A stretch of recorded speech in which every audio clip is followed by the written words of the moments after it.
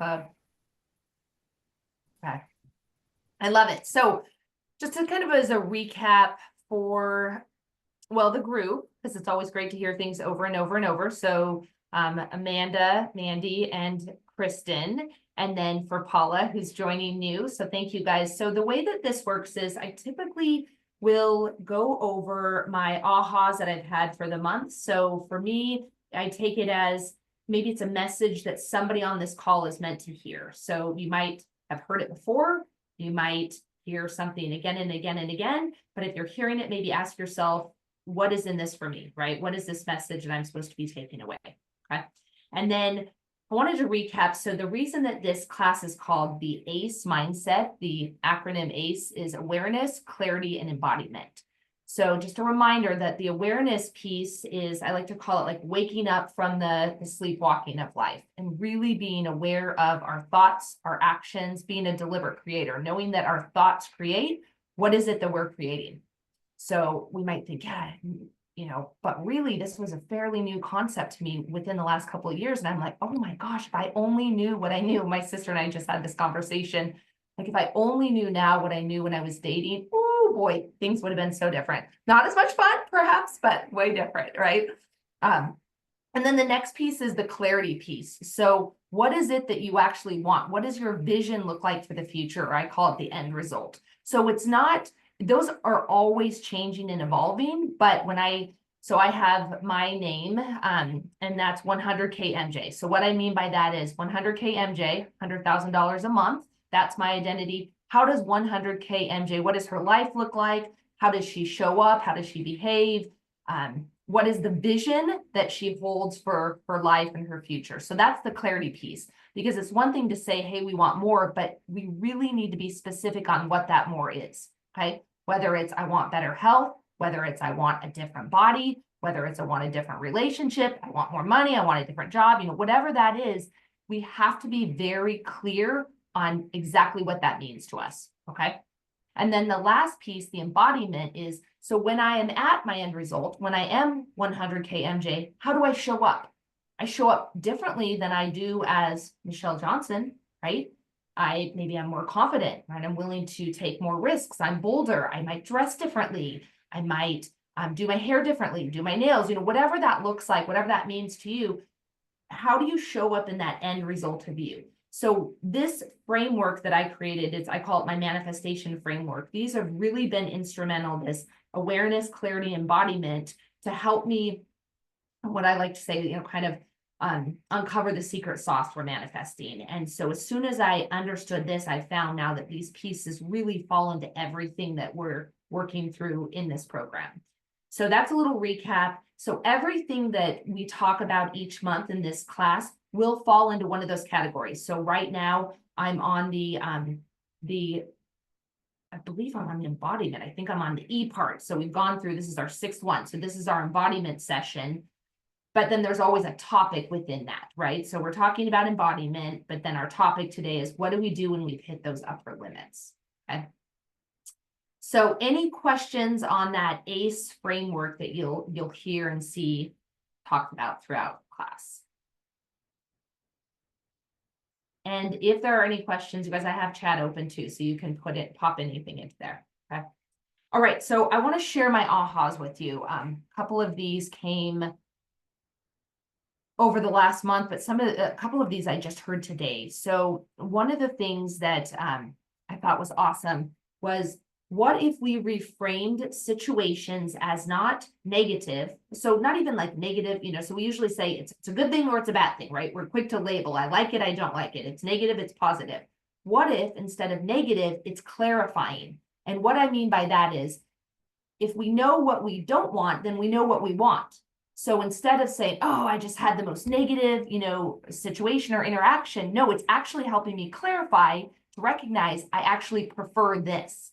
Okay, so just a reminder with law of attraction, it's an inclusive universe. So if you're shouting no at something, it means yes, bring it to me. So for example, is money. That's a great one, right? So if you're saying, hey, I want more money, then the universe says, yeah, here's you wanting more money. Let me give you more want for more money, right? Or if you say, oh, I don't want to be in debt, the universe says, yes, here's more debt. Here's more debt. It doesn't hear what you don't want. It only hears what you're focusing on. So how you would reframe that is, I want abundance. I want to appreciate the abundance all around me. I want prosperity. So you really want to focus on what you want. So just an example would be, let's say you end up with a negative interaction with a colleague, for example, right? That might or might not happen at some point in your life. If you have that situation, instead of like, oh, that was so negative, what if it became a clarifying moment for you to say, oh, I actually prefer, now I know what I prefer. I prefer to have, so I'm telling the universe, I actually prefer to have really cordial working relationships. They're collaborative. We get along. We're able to, work through our differences, right? So you're clarifying what you want versus just quick to say, no, I don't like that, right? So I thought that was brilliant. I love that. The clarifying versus negative. Then the other part of that is, so at any point in time, ooh, I see two Paulas. This is exciting. I don't know if you guys do. But I got my microphone to work. So sorry about that.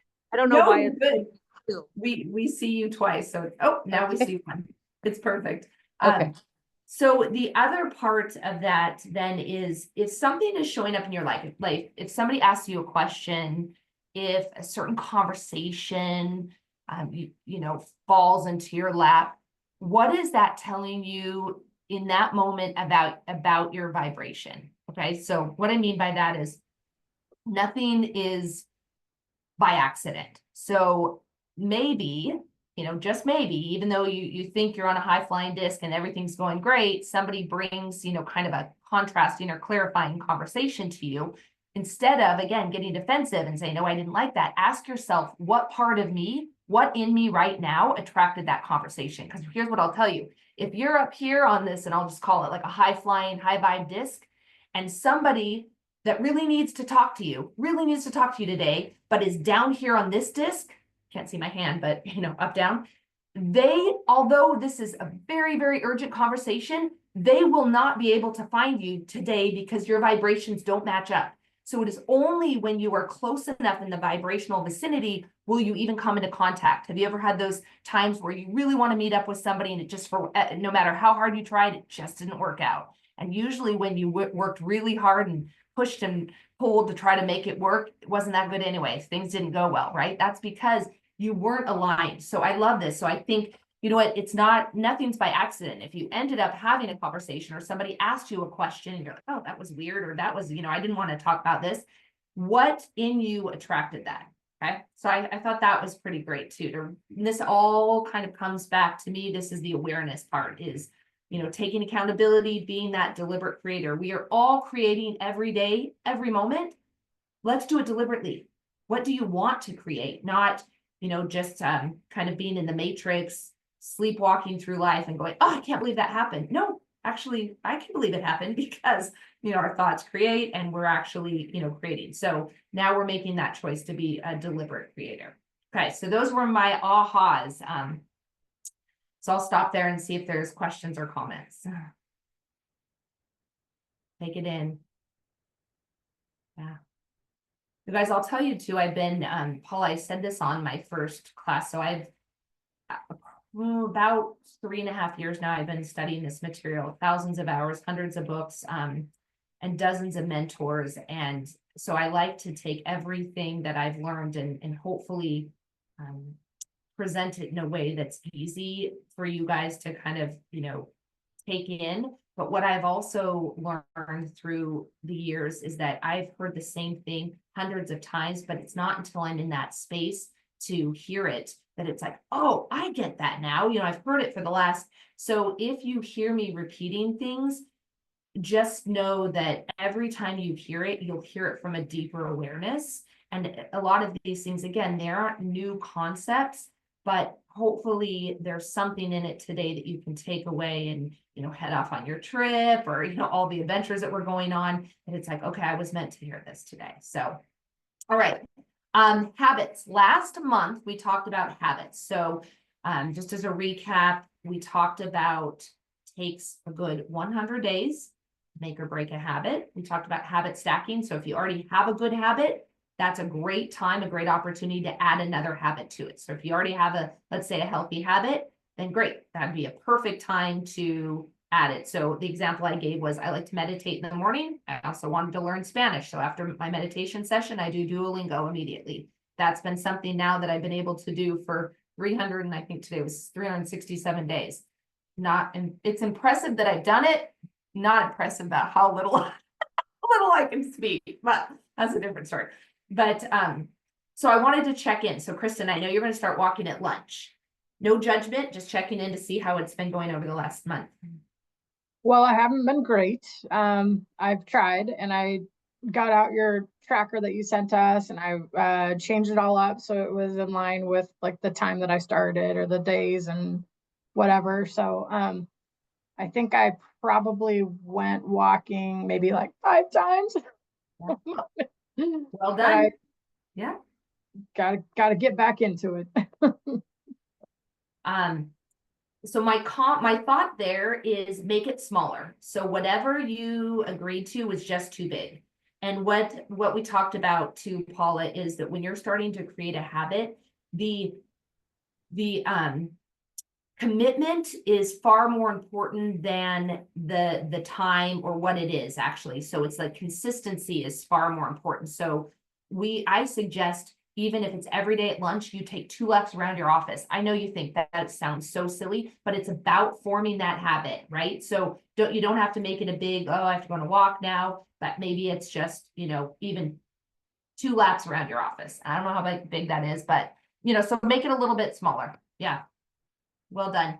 Okay, Miss Mandy, I know you've had some success. Share.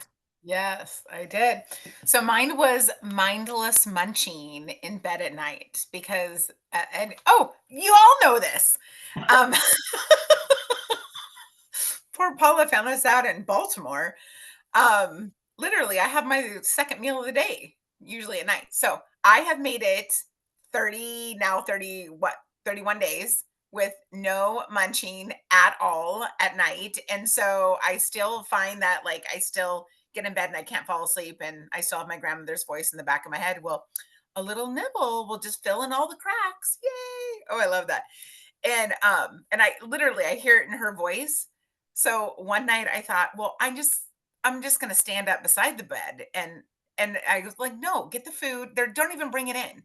And so I was like, if you need something, get up and go to the kitchen and get it. And then I just had this self talk to myself, like, it's okay. Like, no, stop that thought. It is not okay. You committed to this and I want to accomplish it. So yeah. Well done. Well done. And go easy on yourself too, because there might be a time where you do. And so it's really about, it's funny. So I'm a dietitian by education. And today I heard something, I was like, yes. And it was talking about, and any dietitian that hears this will throw me off the RD island. But basically it's like all foods fit. It's a matter of what vibration you are when you're eating them. So if you constantly like condemn yourself for, drinking or eating something that you feel is unhealthy, it will be unhealthy for you. But if you're like, again, I'm using that analogy, like this high flying disc and you're craving something, go for it. Enjoy it. The difference is then don't, beat yourself up about it. So it just made me think like there will be times where you're like, yes, I want, whatever it is. But it's really the energy in which you're eating that food. There'll always be foods that are healthier for us, etc. But I think it's all about, when we listen to ourselves. So But that's not what I want at night. I want the popcorn with M&Ms and the Snickers bar. So nothing is better. yeah. And the positive is I'm seeing the scale go down when I get on, and I feel better. And I don't feel like bloated in the mornings and groggy because you can't just have a little bit of popcorn. You need either a whole bag or so why waste? Popcorn's never good. I always try to save it afterward. I'm like, why am I saving this? It also makes me think of these habits that you guys created.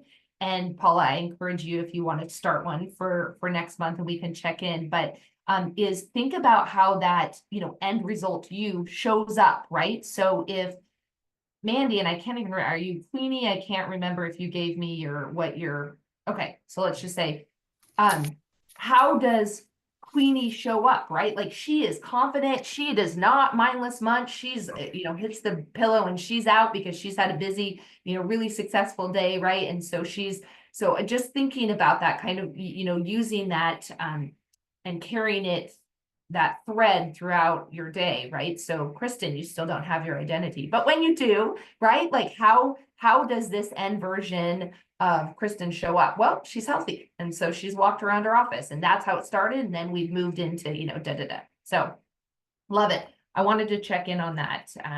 And then Paula, if you have a habit that's kind of on your mind and you want to share, at some point, I'll wait, I'll call on you at the end so that you can, give it a little bit of thought. But if you have one that you would like to start, share with us and we can help hold you accountable. Okay. We're not going to have time for this. Maybe we'll do this next time, but let's talk about upper limits. So I love this because this has been so timely. My sister and I just had this conversation about a situation in her life. So on our last call, I remember saying to you guys, we're going to do upper limit. And then I got off that call and okay, I'll pause my story for a second. What I always like to say too is I teach from experience. I do not teach from concept. I'm living it, I'm breathing it, I'm learning, I'm growing just like you guys. So we were on that call and I said, next time we're going to talk about upper limit. Got off the call and I just felt down for a couple of days and I really started questioning like, oh, am I doing the right thing? Should I, is there going to be a payoff, right? For this, just like insert this mental talk with all things, right? Whether it's career or weight loss, or relationships, those are kind of the three big ones. Money, right? Is there ever going to be a payoff? I'm doing the work. Oh, how much harder? And I just kind of got in like a low vibe mood for a couple days. And Michelle Smith, who's usually on this call, but now is in a golf league at this exact time. I talked with her and it hit me. I said, oh my gosh, I have hit an upper limit. So I thought it was so ironic that I wanted that to be the topic for this month, that I had no idea that's what was happening to me. So what I did was, number one, I recognized what was happening. And then I said, no. This is an old pattern. This is where I say, you're right. I'm going to start looking for jobs. I'm a dietitian. Let me do what I'm supposed to do. I said, nope, this is an upper limit. And I like, immediately, you guys, I snapped out of it. I almost like laughed and said, ha, like you tried to get me on this one. Good job. Not today. It's not going to happen. And after that, you guys, I was telling this to Mandy, I have not felt a high like that. And it is what I knew was possible. But now it is kind of like what I'm like, I almost wish I wouldn't have tasted it because now it's like you want it all the time, right? And I was probably on that high for about 4 days. And I'm telling you, I was inspired to do everything. And I've always talked about doing something from inspired action versus like force and grinding. But this was at a different level. I was like, Michelle, go here, do this, do this, do this. And time stood still for me. Everything was effortless. It was fun. Oh, I was so high, you guys. It was so incredible. So I shared this story because it's there for all of us. And I want you to recognize when you are hitting an upper limit. So last month, when we talked about habit, if you remember, our brain has 2 functions. And that first function is to protect us. So it is to keep us safe. So if it senses danger, anything going wrong, it's like, no, it's keeping us safe. The second thing is to conserve energy. So here I am trying to do something very different than my brain knows. And I'm stretching a little bit more each day with everything I'm learning and trying to apply it, right? So it's very natural that my body, my brain would say, come back down to the comfort zone. Come back to where you feel safe. And this is where usually that's when people go, you're right, it's not working. It's not meant for me. I'm not going to do it. I'm just not, this isn't it. This happens with weight loss. You're losing weight and then that's how we can't keep it off because now we've hit this spot where it's like your body going back to that comfort zone. We can't, fight it to keep it down. But because I became aware of it, so that's number one, right? The awareness piece. Because I recognized what was happening, I said, no, no, no, no, no, not today. Clarity, and I'll pop this in, you guys. These are kind of the ACE model for your upper limit. So number one, the awareness piece is recognize that it's happening. So if you start to experience that you're like, okay, I'm moving towards something and I'm doing all the right things, and now it just feels like nothing's working, I'm kind of maybe you hit a plateau, whatever it is.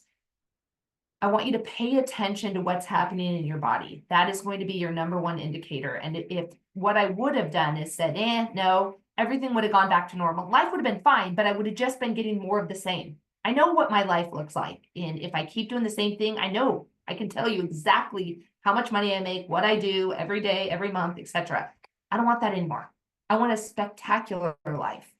So I said no more and broke through that. So then the next piece is the clarity. So you have to stay the course. I said, no, I know what impact I'm supposed to make on this world. So I quickly went back to my vision of, I am a coach, I am a deliberate creator, I am a mentor, and I'm going to help people, and I'm going to get through this myself, and I'm going to teach people how to get through it. So I used visualization quite often. I would picture, doing my training classes with people on, and it helped me. And I'm telling you, especially when I was in that high vibe, there was so much visualization, talking to myself, imagination. It was like, you guys, I'm telling you, it's happening. And I can tell you this from just such a deep knowing. That feeling was like, yep.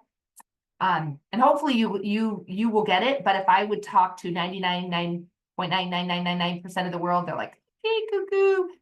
No, follow me. I'm telling you, it's happening. And then embodiment. So show up. So again, 100K MJ, she doesn't give up when she's feeling down. She recognizes, nope, this is not how she shows up. She gets herself up. She gets dressed. She crosses those things off her list. When she's inspired, she is going, she's doing it. So I ask you, how do you behave at that end result? This is where, the rubber hits the road.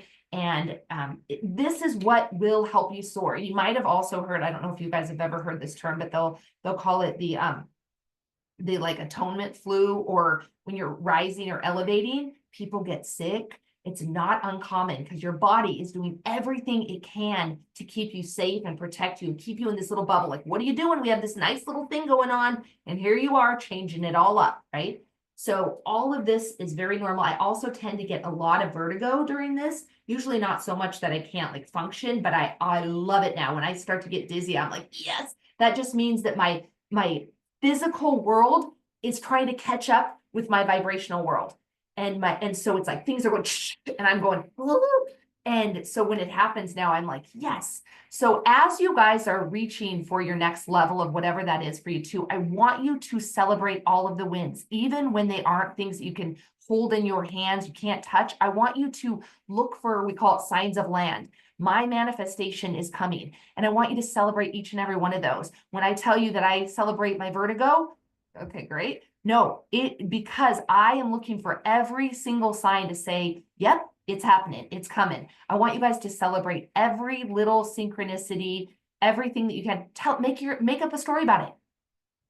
It doesn't matter. You're the creator, right? You get to tell. So what story you want to tell? Do you want to tell one where you are soaring and bucking all the odds and you are incredible, or you want to tell a story of not that any of us do this, but like victim, or things never work out, or blah blah blah, whatever that is, right? So I want you to really think about when you hit an upper limit.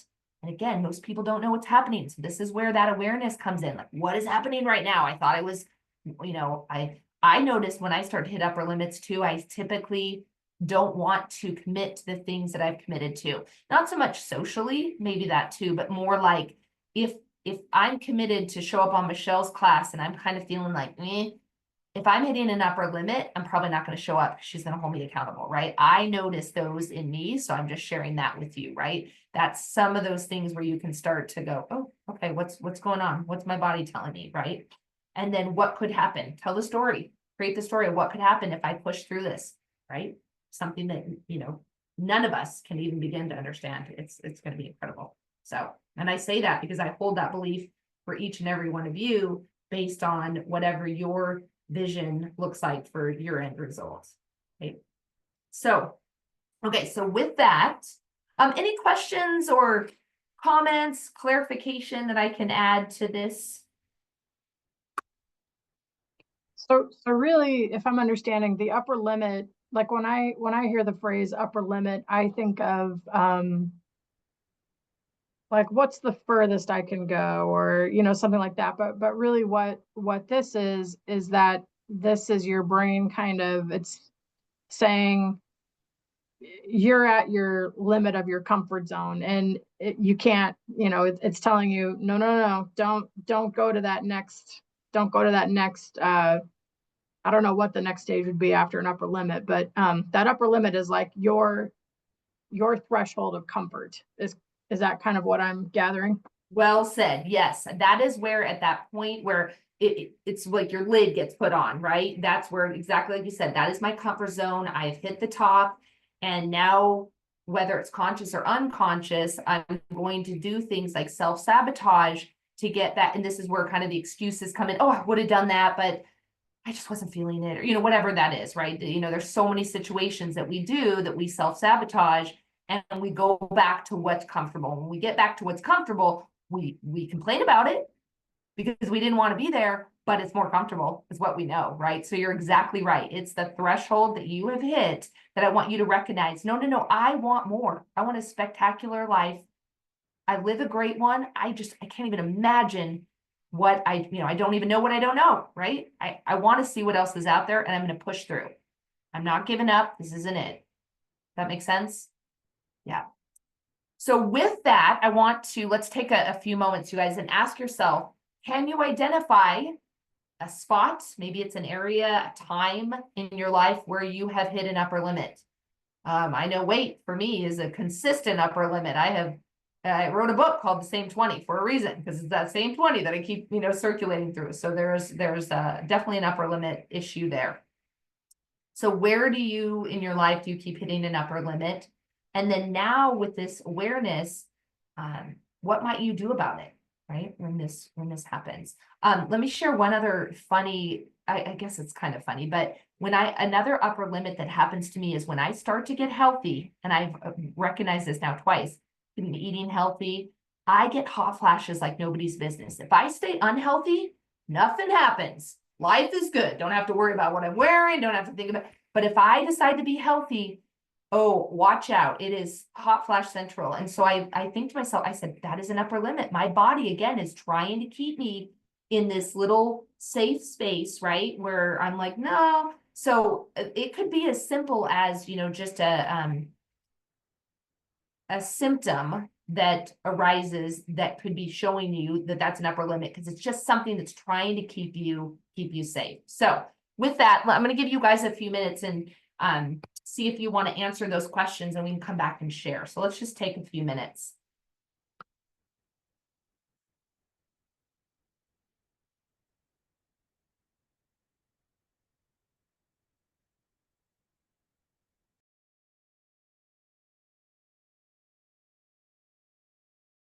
Perfect. Okay, awesome. So what we like to do now, Paula, is we like to share, but it's not mandatory. So if anybody wants to come off mute and have an awareness in this exercise, then we would love to help hear from you. But again, optional. So does anyone want to share? So I will. I did some work with Michelle on Sunday that just kind of has opened up some epiphanies to me. And so I have had a lot of time to think about that. I want my end result to be filled with joy and filling my life with joy. And so really, what does that look like? Because right now I'm not providing people with numerous chances or opportunities. And so that's what I feel like. I'm constantly walking on pins and needles with people that previously I've had some friendships, and like one friend, it was 9 incidences, and I just kept having to go because it was a friend.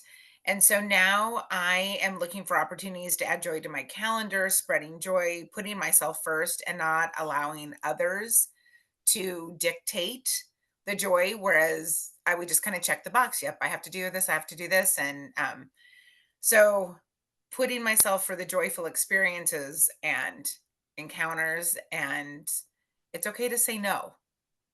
And I've not ever been a no person. I've been the yes person, but putting myself first to say yes, it has been a new thing.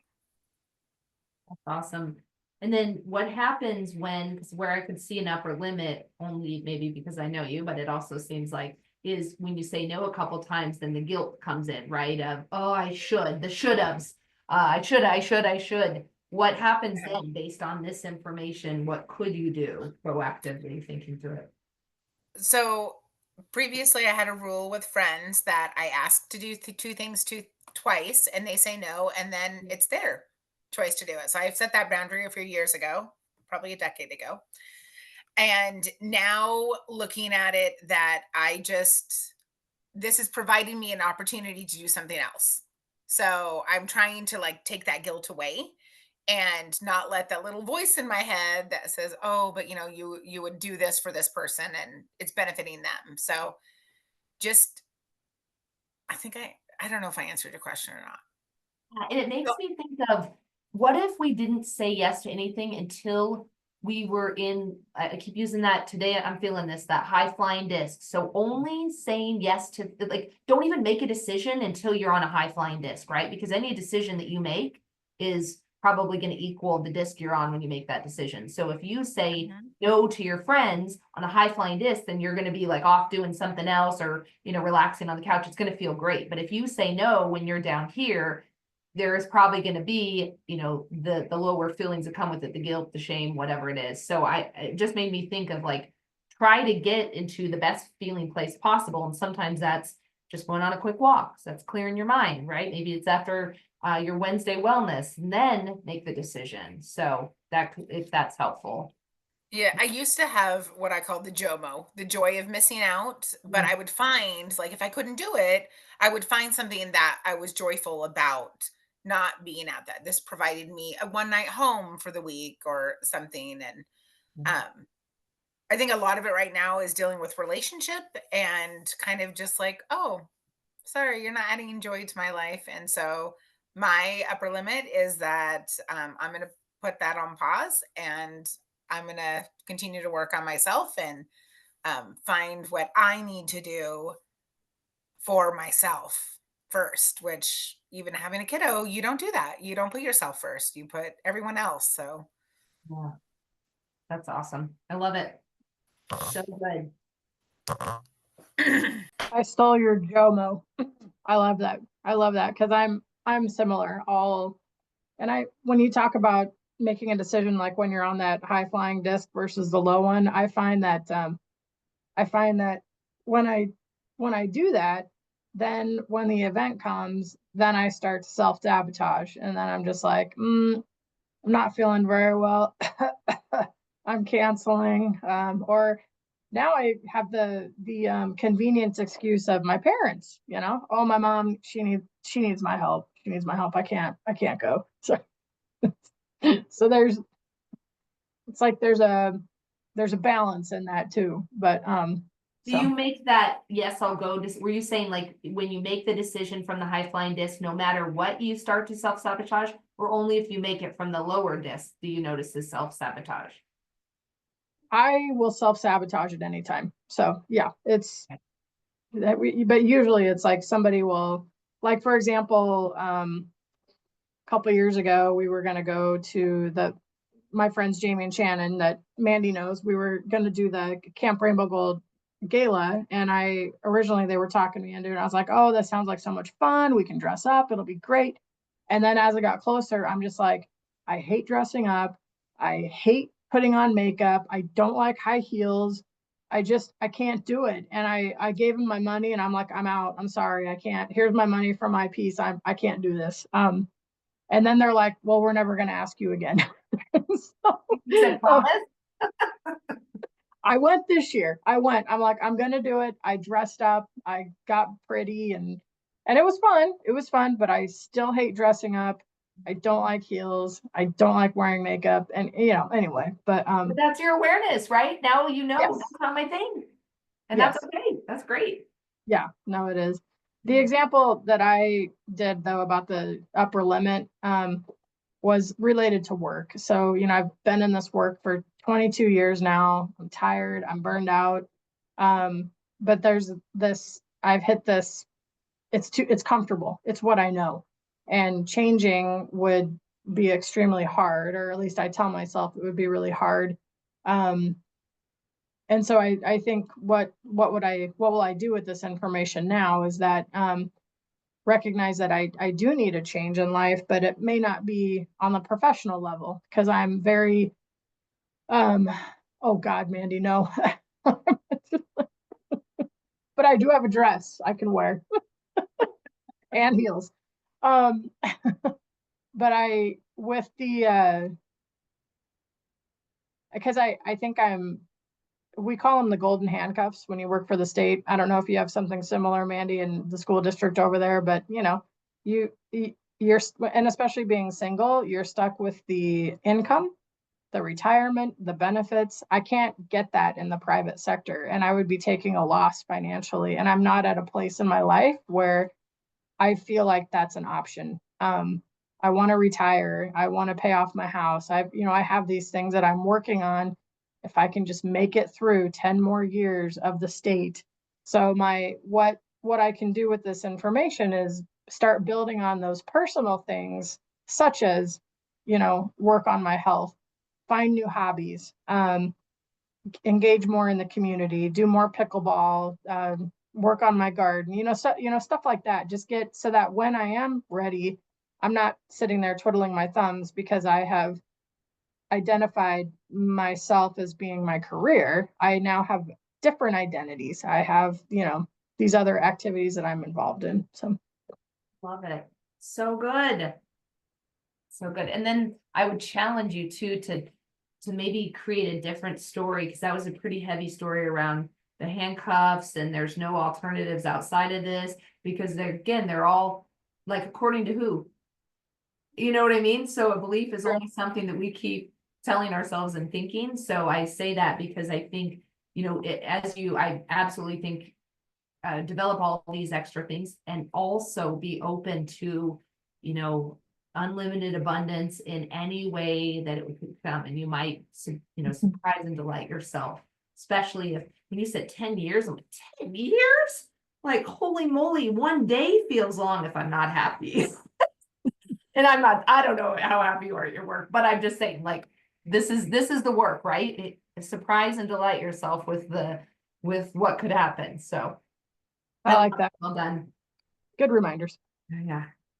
Paula, are you interested in sharing? And you can, or you don't have to, but I will ask you also if you have a habit that you want to focus on. So. I have been working on boundaries at home. And I shared with Amanda, but I was very proud of myself because I too have a hard time saying no. And as a mom, you're used to doing everything for not only your kid, but your husband or all the household. And I found work being really stressful and home life being really stressful and feeling like I had to fight like for any ounce of time for me. So I felt proud setting the boundaries, but then I also felt very guilty as well because I've always done it myself. So I don't know if I don't even know if I've reached an upper limit yet with both, but I'm working on it. Well, yeah, I mean, so keep going. I won't interrupt you. Well, the boundaries, just like saying no, and that they can do it as well as I can. Just because I'm the wife for the mom and I've done it for all these years doesn't mean that I need to continue to do it. So pushing back on my family to be more independent and not have me doing it all has helped me, I guess, allow me more like maybe relax time. I'm not so rushed with everything. Like I feel like I work, I come home and then I work, and the only time I hit the the ground or the bed is at bedtime. So it's been nice, but then I do feel guilty for it because I've done it all my life. So it's changed for me.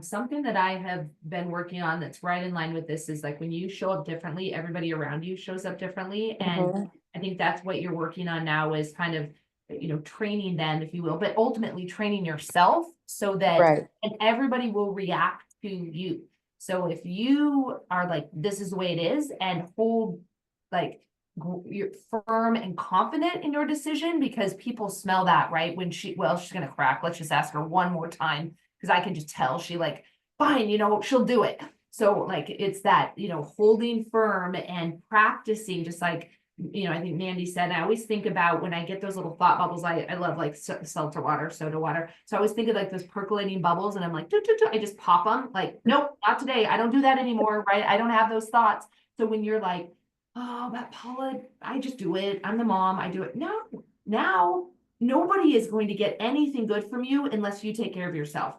Like that has ultimately always been my motto. And I laugh like, how are Mandy and I sisters? Because I say no to everything and she says yes to everything.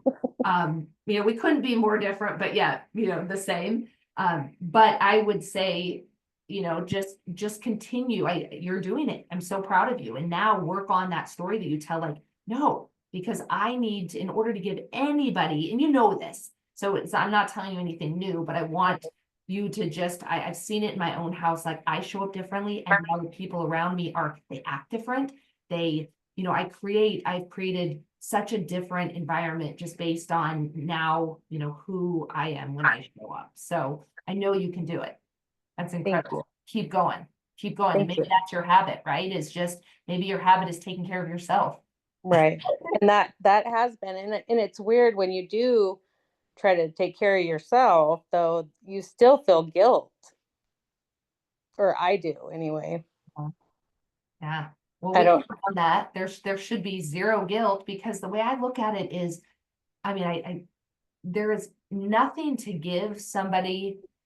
Again, if you're not up here, what you're giving them is down here and nobody wants that. They would much rather mom or wife or whoever take some time and then show up like, oh my gosh, she's incredible. I love the mood she's in. Like, yes, so it will happen. And what I would say now for you, Paula, is hold that vision, like go up into your imagination and picture what it looks like for you to have that, whether it's 30 minutes, 60 minutes, whatever, of alone time, peaceful time, meditative time each day, and then how everybody around you kind of reacts. Like I always do the stories in my head, and they like, I just told Mandy one where it literally, I paused for a moment and said, nope, I'm not doing it this way this time.